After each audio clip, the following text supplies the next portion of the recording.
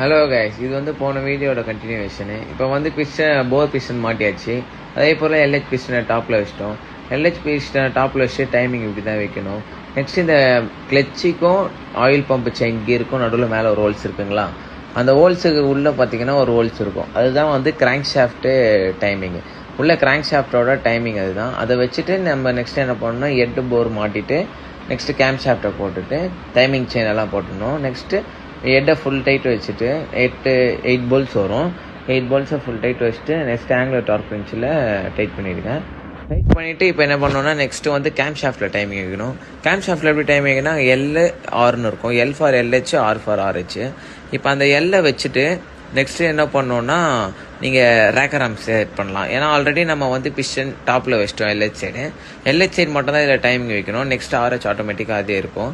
LH வச்சுட்டு next rocker arm வச்சுட்டு rocker arm tight பண்ணிட்டு